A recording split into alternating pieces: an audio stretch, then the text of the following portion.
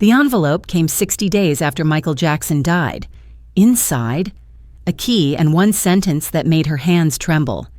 The music never stops taking care of its own. Children's Hospital, Los Angeles, September 2009. The plastic chair squeaked under Sarah Martinez as she shifted, the same sound she'd heard every Tuesday for 7 months. Emma, her 9-year-old daughter, was fighting leukemia.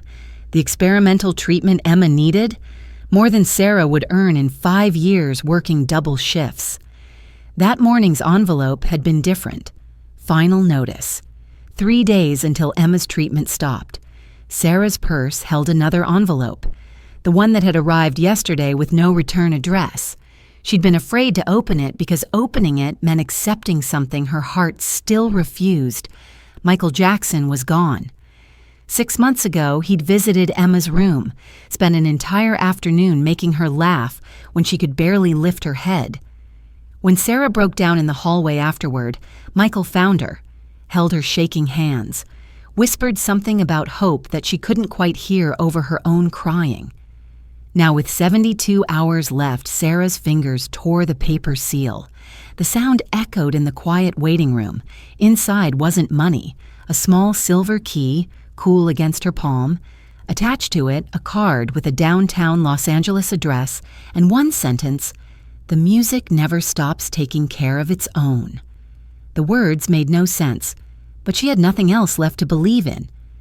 That afternoon, after Emma's treatment, after watching her daughter wince as needles found veins that were tired of being found, Sarah drove to the address, a law office.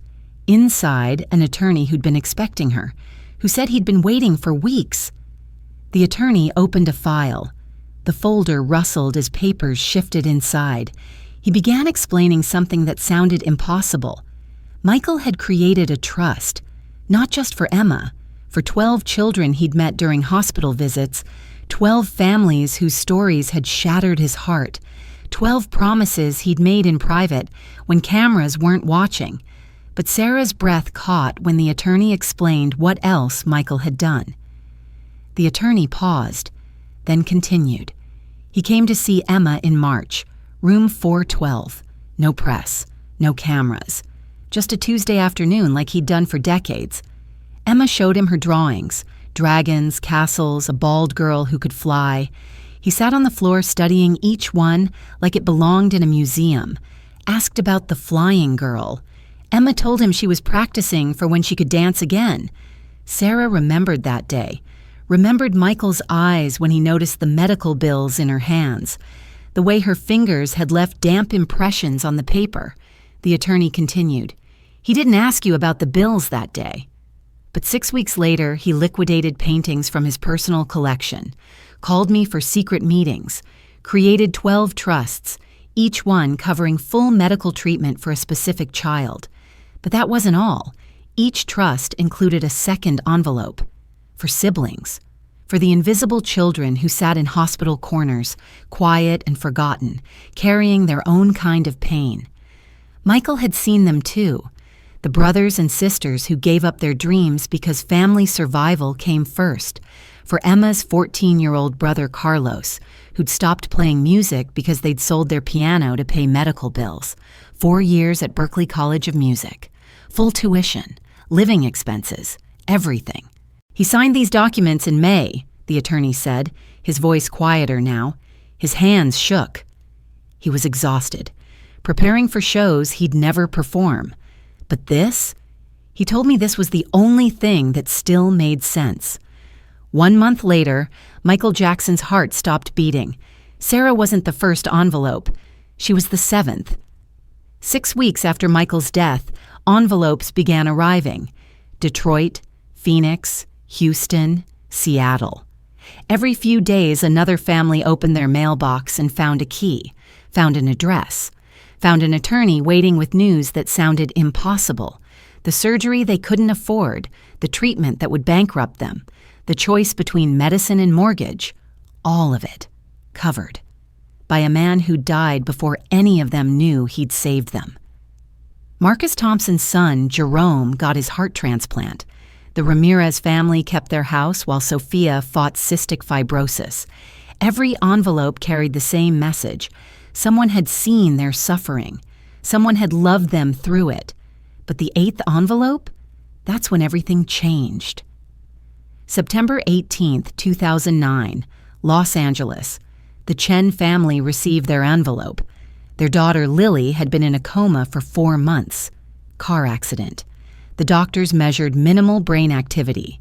The insurance had stopped paying. The family was being asked to make a decision that would haunt them forever. Then the envelope arrived, led them to an attorney who explained, Michael had set up a trust in May to cover Lily's care for 5 years, whether she woke up or not. 5 years of full medical support so Hope didn't have to compete with financial ruin. Michael had met Lily once, one single time. Before the accident, when she was being treated for pneumonia, they'd talked for 10 minutes. She showed him photos of her dance recital. He showed her some moves. They laughed. 10 minutes. That was all it took for Michael to see her, to remember her, to build her a bridge to a future he'd never witness. The trust began immediately. Lily's parents could breathe, could sit beside their daughter without calculating the cost of each monitor beep, each ventilator rhythm, each IV drip. Days turned into weeks. September became October. Lily's parents read to her, played her favorite songs, held her hand. October 23, 2009, 3 months after Michael's death, 2 months after the envelope arrived.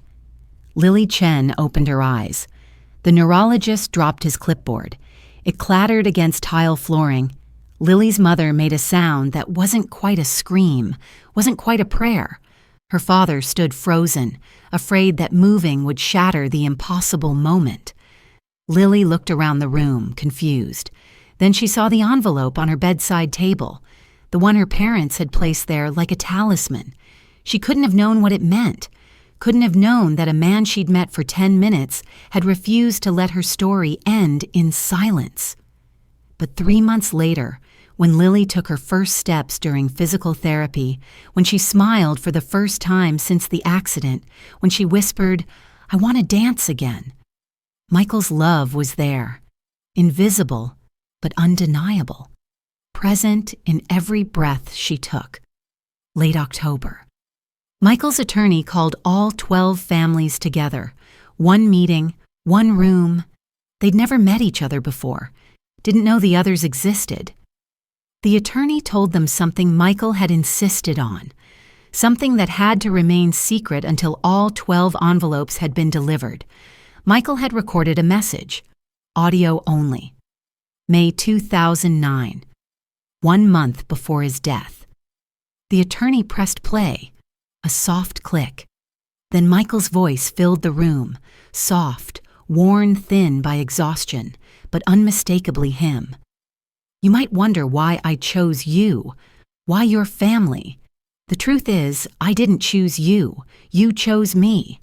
Every time you showed up for your child, every time you fought when fighting seemed impossible, every time you loved harder than fear, you taught me what courage really looks like.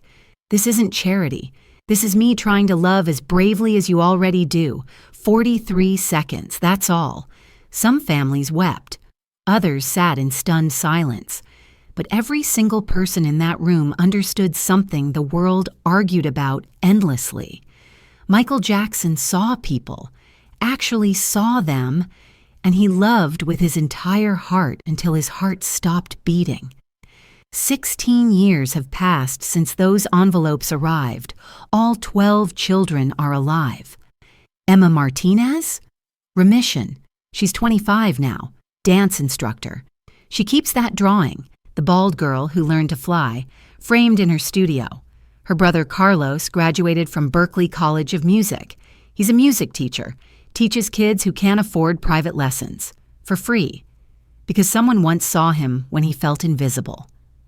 Jerome Thompson received his heart transplant.